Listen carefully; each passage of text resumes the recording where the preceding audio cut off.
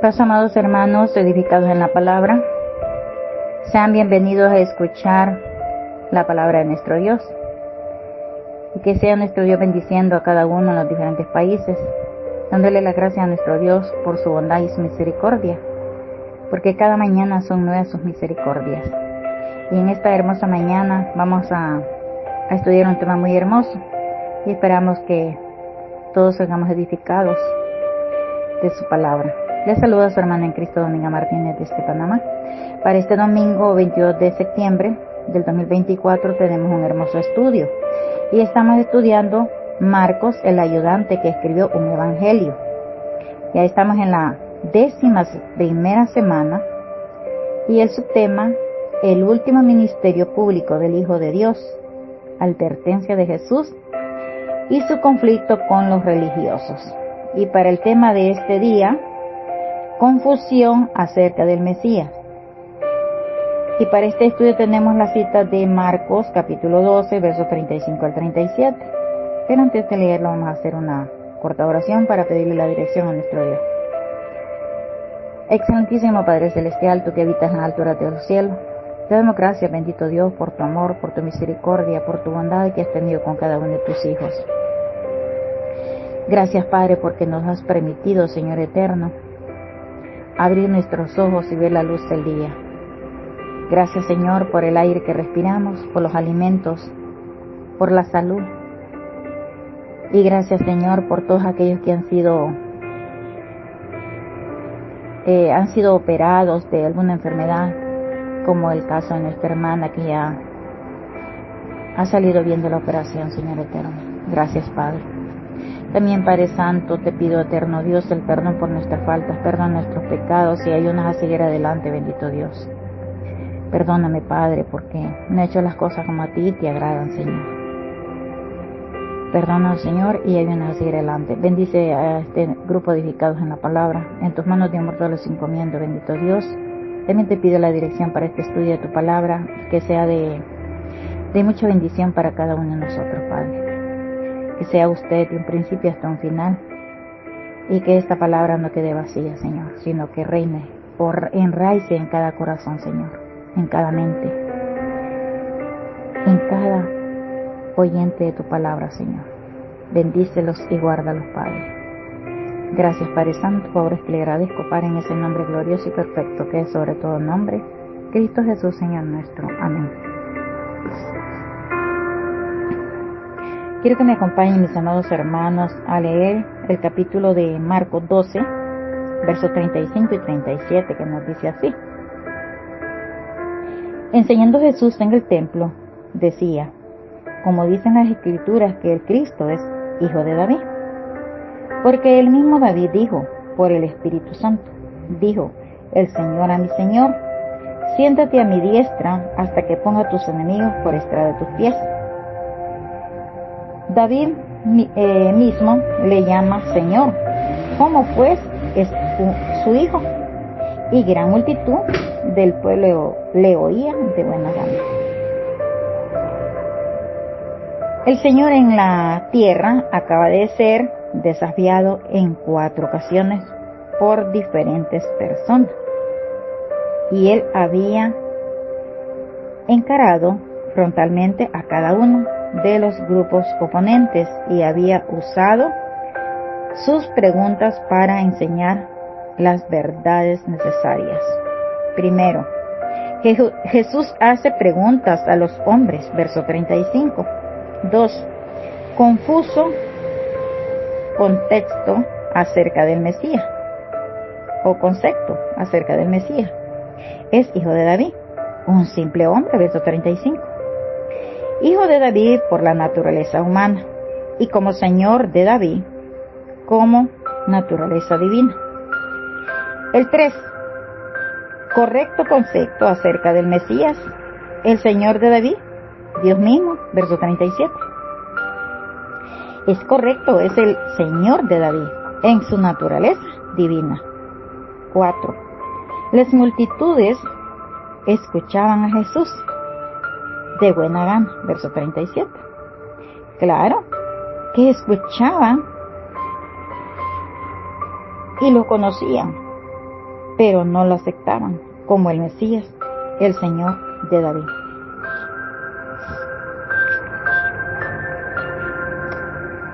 Jesús no se situó como oponente, les hizo preguntas como a hombres que estaban equivocados y necesitaban conocer la verdad para poder extenderles la esperanza de conocer la naturaleza divina.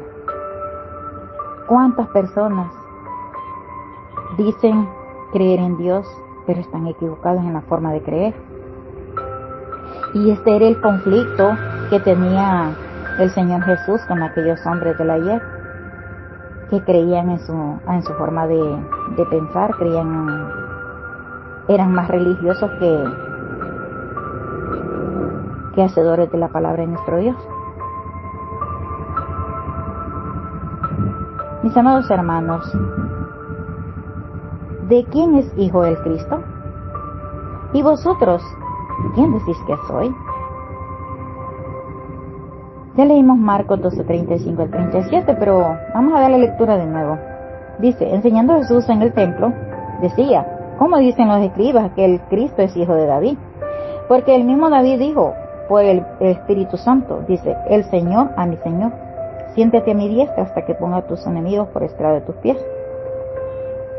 David mismo le llama Señor. ¿Cómo pues es su hijo?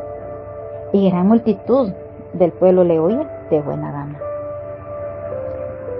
Mis hermanos, nos encontramos en la última semana del ministerio de Cristo en la tierra.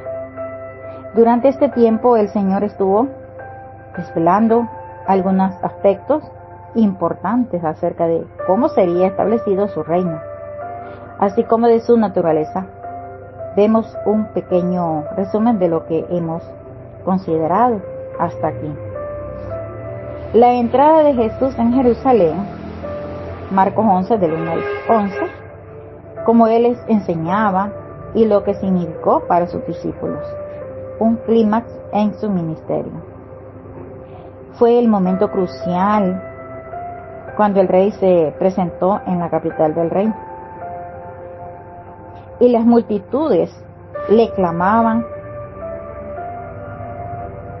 como el hijo de David, porque creían que él era el Mesías que venía a librarlos. Sin embargo, después de que entrara en la ciudad,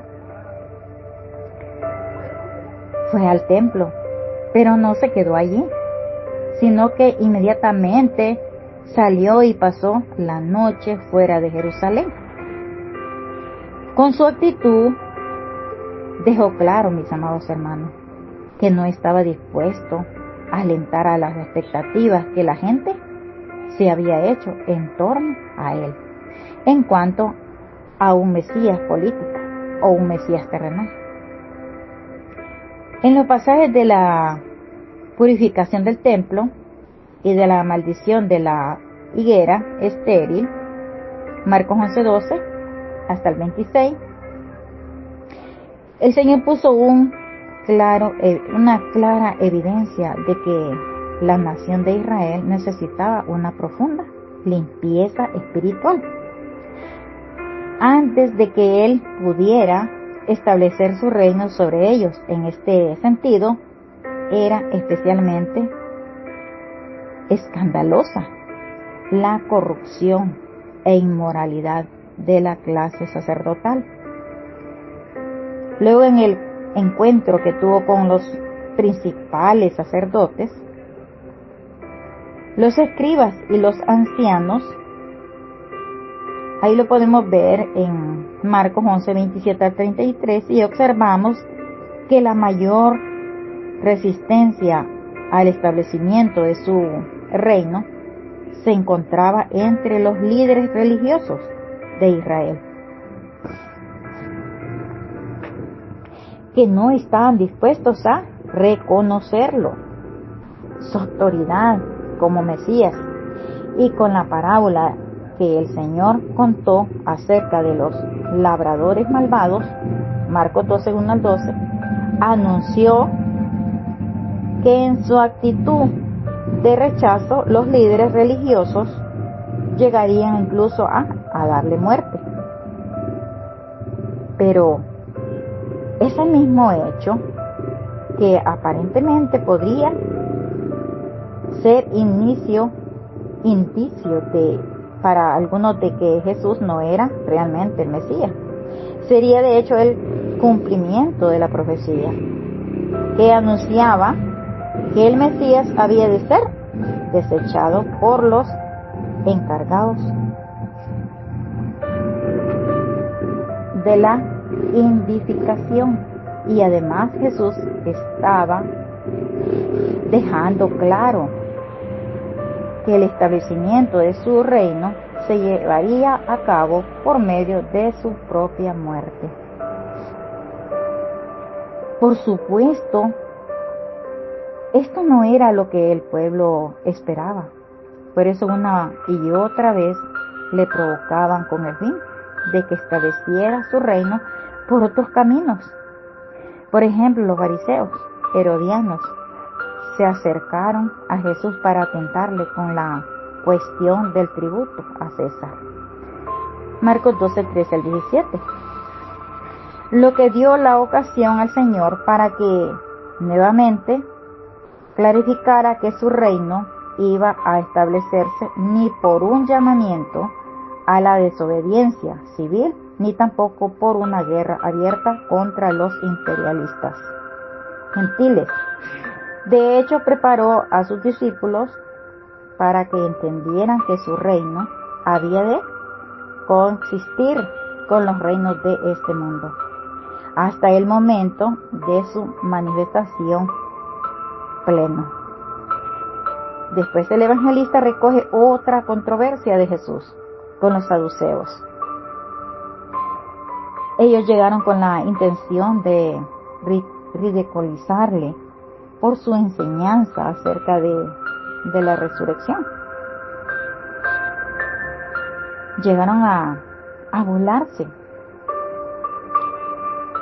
acerca de la resurrección. Esto está en Marcos 12, 18 al 27. El Señor aprovechó la oportunidad para resaltar la autoridad de la palabra, pero también para explicar que la plenitud del reino tendría lugar en la resurrección. Esto tenía que ser así porque el cumplimiento definitivo de las promesas hechas a Abraham y sus hijos necesitaba un nuevo orden de cosas.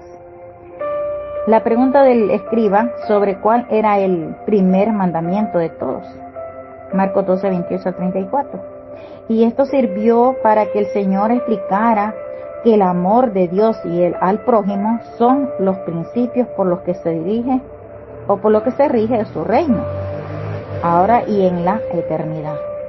Pero aún quedaban por definir algunas cuestiones fundamentales. ¿Quién es el Cristo? ¿Cuál es su destino para el establecimiento de su reino? Estas son las preguntas que el evangelista se dispone a tratar a continuación. ¿Cómo dicen los escribas que el Cristo es hijo de David? En esta ocasión fue el Señor quien hizo una pregunta. Su intención no era crear problemas a sus oponentes judíos, sino que quería enfrentarlos con una cuestión que les daría la clave para entender las profecías, esas profecías mesiánicas. Y la persona del Mesías ya se explicó en otras ocasiones, que los términos Cristo y Mesías son las palabras griegas y hebreas que quiere decir ungido. La razón para este título es que en los tiempos antiguos, cuando se coronaba a los reyes, se hacía ungiéndolos con aceite. Ahora bien, el Señor hizo referencia a la acertada deducción que los escribas habían hecho, de que el Mesías había de ser hijo o descendiente del rey David. De hecho, esto era algo de que todos los judíos creían. Juan 7:42. ¿No dice la Escritura que del linaje de David y de la aldea de Belén, de donde era David, ha de venir el Cristo? Los religiosos de este tiempo creen que el Mesías era hijo de David, porque la Escritura dice del linaje de David. Isaías 11 nos narra y nos dice la profecía, dice, y saldrá una vara del tronco de Isaí. ¿Quién era Isaí? Era el padre de David. Por eso el Señor Jehová dice del tronco de Isaí, y un vástago retoñará de sus raíces y reposará sobre él el espíritu de Jehová, espíritu de sabiduría y de inteligencia, espíritu de consejo y de poder, espíritu de conocimiento y de temor de Jehová. Está hablando del Mesías, quien viene del linaje de David. Jesús nació de la línea de la familia de David. Él viene de la tribu de Judá. Ahora vamos, ¿qué nos dice? Miremos qué nos dice Samuel y les invito a que me acompañen a leerlo. Dice, 2 Samuel 7, 8 al 16.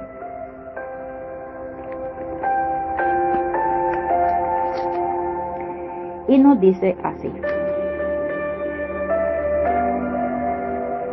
Dice 7, 8 al 16, y les invito a que me acompañen a leer lo que nos dice así. Ahora pues dirás así a mi siervo David, así ha dicho Jehová de los ejércitos, yo te tomé del redil de detrás de las ovejas, para que fueses príncipe sobre mi pueblo, sobre Israel, y he estado contigo en todo cuanto has andado, y delante de ti he destruido a todos tus enemigos, y te he dado nombre grande como el nombre de los grandes que hay en la tierra.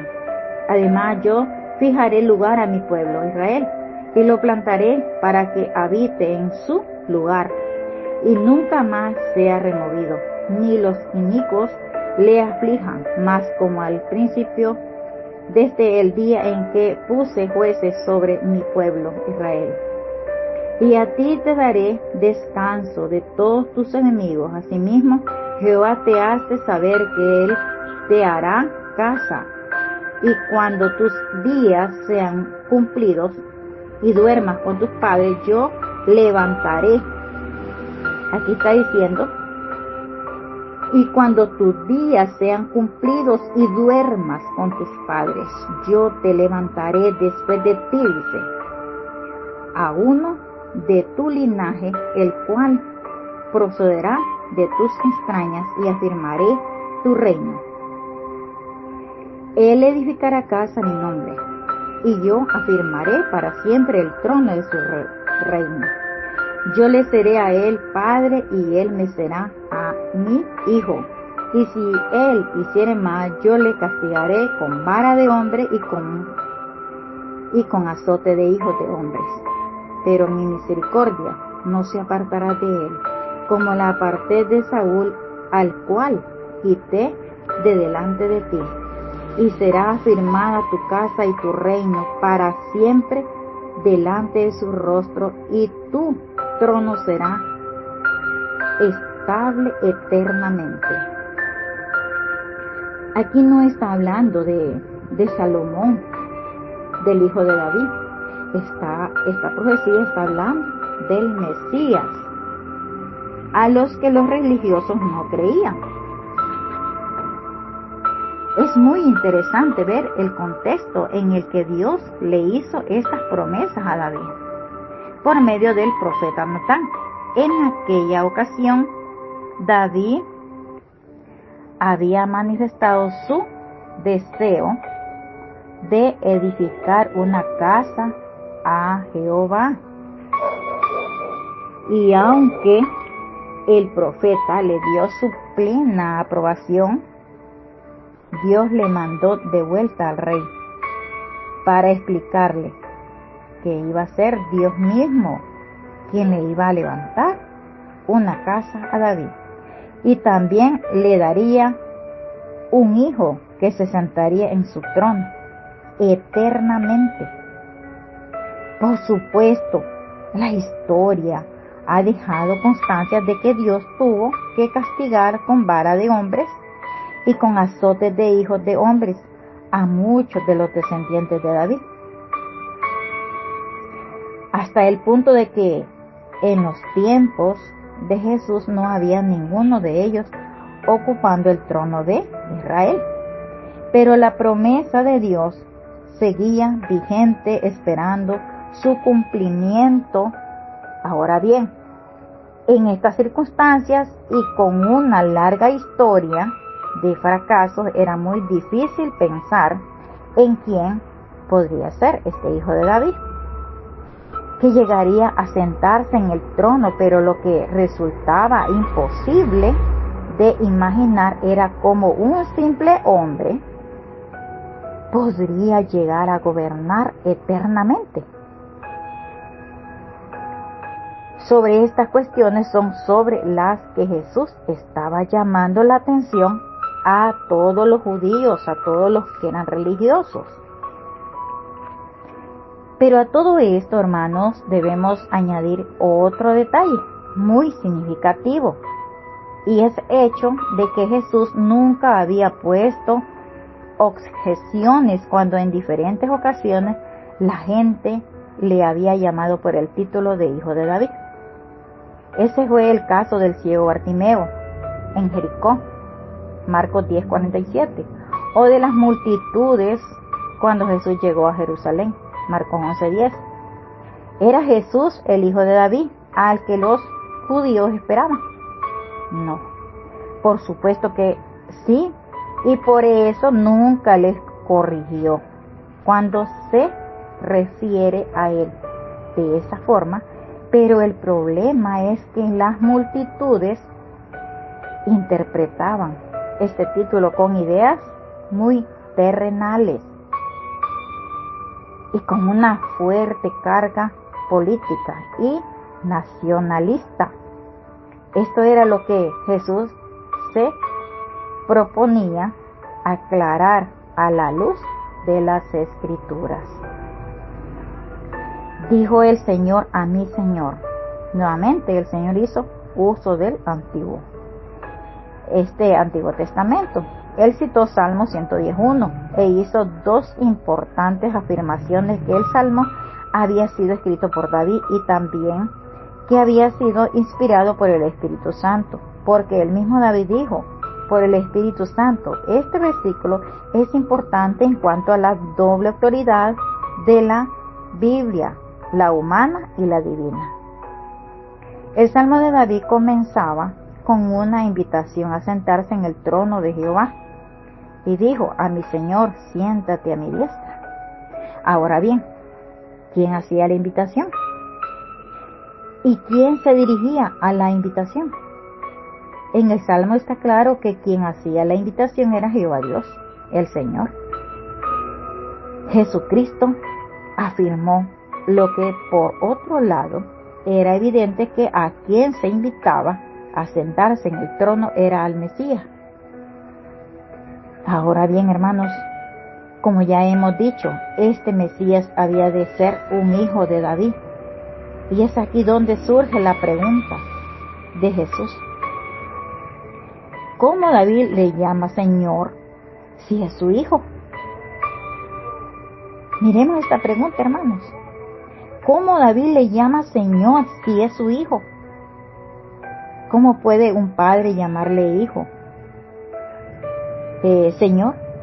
Para entender esto debemos recordar que ningún padre oriental, y mucho menos un monarca, llamaría jamás Señor a uno de sus propios hijos. Todos recordamos, por ejemplo, que aunque José llegó a ocupar un puesto muy importante en la corte de Faraón, su padre Jacob nunca le llamó Señor. Pero en cambio David sí que lo hizo con su hijo, tal como quedó recogido en el Salmo 110. ¿Quién sería este hijo al que el mismo rey David reconoce como su Señor? ¿Y cómo podría llamar Señor a un descendiente suyo que todavía no había nacido? la única explicación lógica es que el Mesías ya existiera, en el Mesías ya,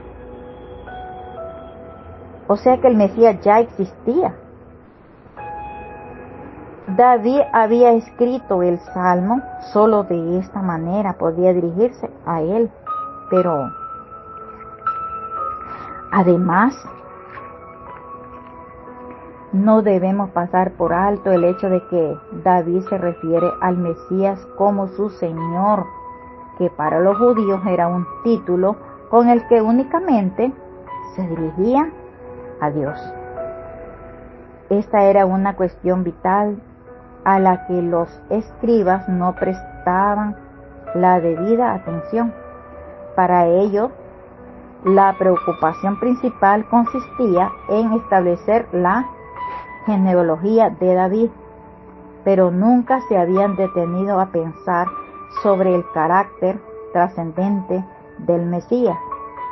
Por el contrario, Jesús quiere que recapaciten sobre el hecho de que él mismo David había reconocido que su hijo tendría una dignidad mucho mayor que la suya. Por un lado, habría de venir del linaje de David, pero por otro era anterior al mismo David. Era la raíz de David. El libro de Apocalipsis recoge esta doble verdad, cuando el mismo Jesús se presenta como la raíz y el linaje de David. Apocalipsis 22:16. Por lo tanto, la conclusión lógica es que el Mesías tenía que ser humano, pero también divino. Como hijo de David, sería humano. Como Señor de David, sería divino. Y esta era la verdad que los escribas no habían llegado a comprender. Y es el mismo problema que tienen también los racionalistas y modernistas de nuestro tiempo. Jesús había afirmado en innumerables ocasiones que Él había existido desde la eternidad. Por ejemplo, los judíos se escandalizaban cuando les dijo que antes de que Abraham fuese, yo soy. Juan capítulo 8, verso 58. Y lo mismo les ocurrió cuando con toda claridad afirmó su filiación divina. Juan 5:18.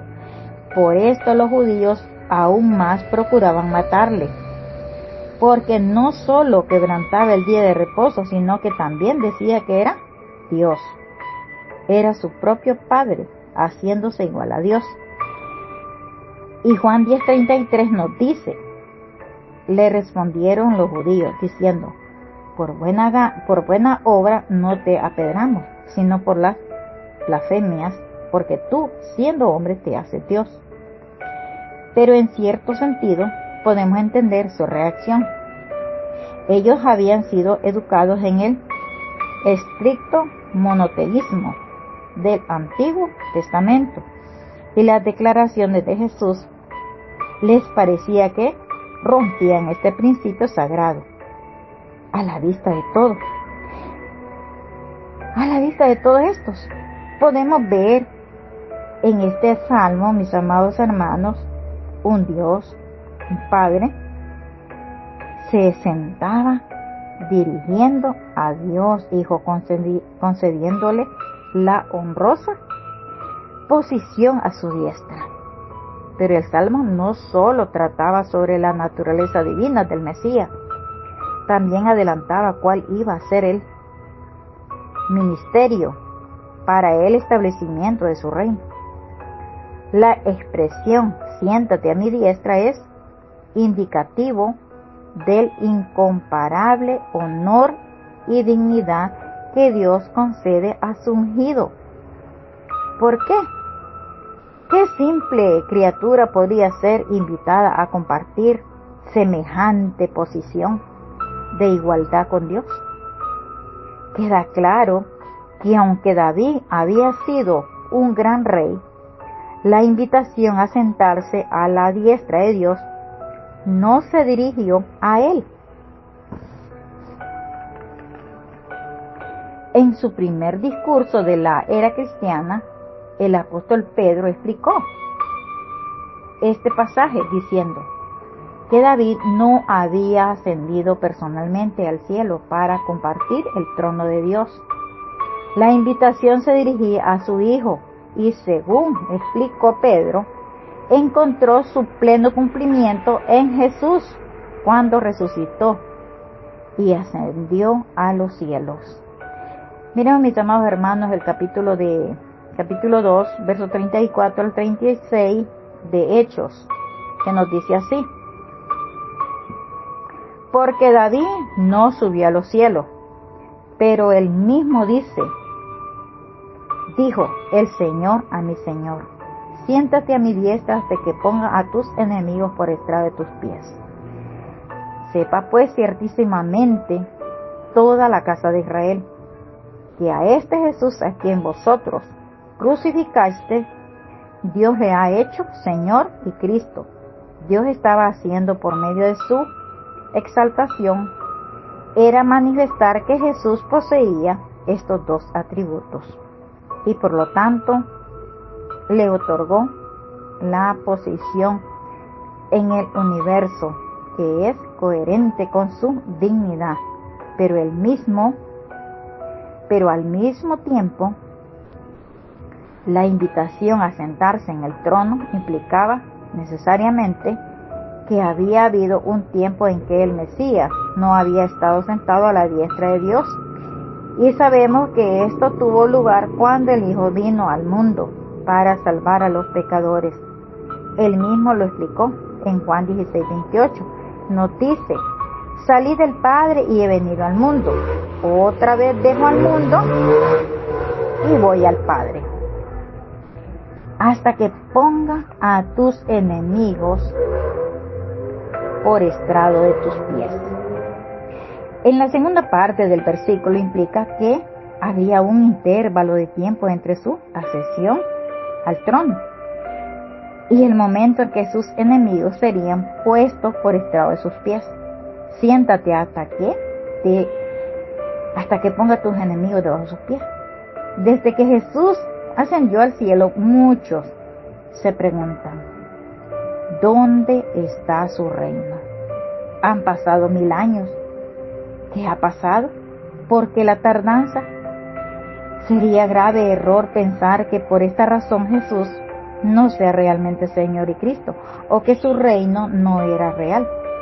Pensemos, mis amados hermanos, en lo que hubiera ocurrido si inmediatamente después de su ascensión Cristo se hubiera dedicado a destruir toda forma de mal.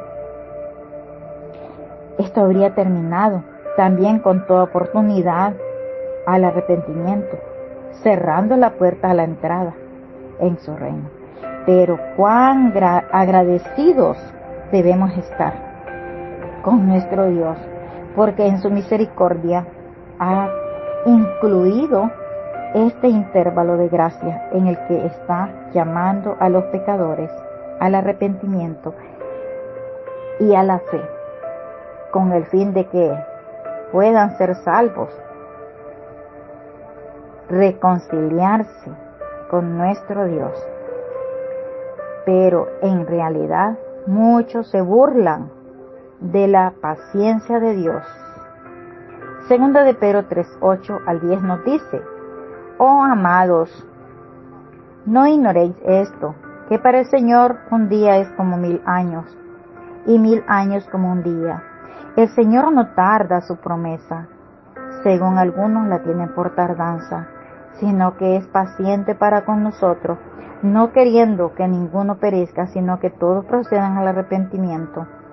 Pero el día del Señor vendrá como ladrón en la noche, en el cual los cielos pasarán con grande estruendo, y los elementos ardiendo serán deshechos, y la tierra y las obras que en ellas hay serán quemadas.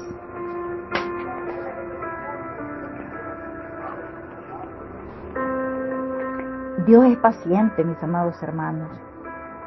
Y esto debería servir para que los hombres no duden, sino que echen mano de la salvación. Acojan la oferta de la gracia divina.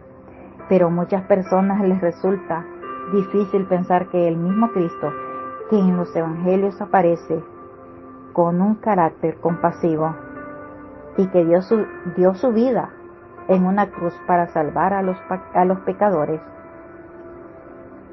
y es una verdad afirmada en las Escrituras, porque Él ofreció una vez y para siempre un solo sacrificio por los pecados. Se ha sentado a la diestra del Padre, de ahí en adelante, esperando hasta que sus enemigos sean puestos por estrado de sus pies. Gran multitud del pueblo le oían de buena gana. El evangelista nos muestra que la reacción de las multitudes eran muy diferentes a la de los líderes religiosos. Esto había sido así desde el comienzo del ministerio público de Jesús. La razón era de que los escribas no transmitían la verdad de las Escrituras como el Señor lo hacía. Además, cuando Cristo hablaba del ministerio divino para el establecimiento de su reino, todo encajaba perfectamente. Había una coherencia innegable, pero no debemos pensar que los líderes religiosos no escuchaban. También a Jesús, por supuesto que lo escuchaban, que lo hacían de hecho cuando el sumo sacerdote interrogó a Jesús. No solo le preguntó si él era el Cristo, también añadió el Hijo de Dios.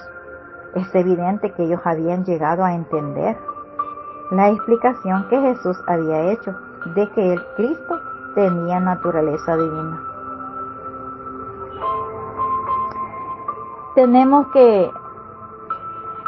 Miremos, hermanos, o notemos que en su contestación el Señor utilizó también el mismo Salmo 110 para afirmar que efectivamente Él era el Cristo.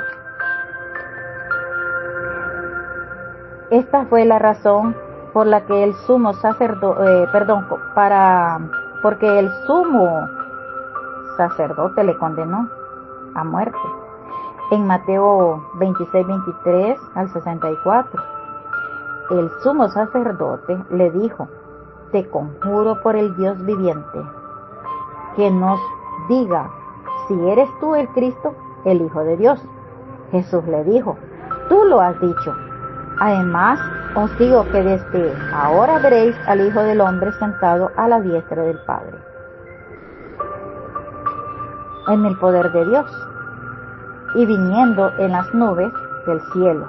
Apocalipsis 22:16 dice: yo soy la raíz de David, es decir, David surgió de él. Ese es un título de deidad. Yo soy la raíz de David. David llegó a existir a través del poder omnipotente de Jesús. Él fue el creador de David, pero él añade: yo soy la descendencia de David, como deidad de David. Surgió de él, pero como hombre surgió de David. Todos sabemos que el Mesías es mucho más que un hombre, hijo de David. Es más que su Señor, es el Hijo de Dios. Y por lo tanto, Él vendrá a juzgar a toda la humanidad. Y Jesús demostró que el Mesías es alguien más que solo el Hijo de David. Queda demostrado, el Mesías es por los que anunciaban los profetas, como el Hijo de Dios, que viene a salvar a su pueblo. Y ahora queda claro que viene por segunda vez a juzgar a toda la humanidad. Miremos qué nos dice Filipenses capítulo 2, del 5 al 11, que nos dice así: Haya pues en vosotros este sentir que hubo también en Cristo Jesús, el cual siendo en forma de Dios, no estimó el ser igual a Dios como cosa a que aferrarse, sino que se despojó a sí mismo, tomando forma de siervo, hecho semejante a los hombres, y estando en la condición de hombre, se humilló a sí mismo, haciéndose obediente hasta la muerte, y muerte de cruz, por lo cual Dios también le exaltó hasta lo sumo y le dio un nombre que es sobre todo nombre, para que en el nombre de Jesús se doble toda rodilla de los que están en los cielos y en la tierra y debajo de la tierra, y toda lengua confiese que Jesucristo es el Señor, para gloria de Dios Padre. Amén. Este ha sido el hermoso tema de esta mañana. Gracias a nuestro Dios porque nos ha dado la oportunidad de estudiar su palabra. Gracias a Él. Que Dios añade bendición a su palabra. Paz, amados hermanos, y que tengan un feliz día.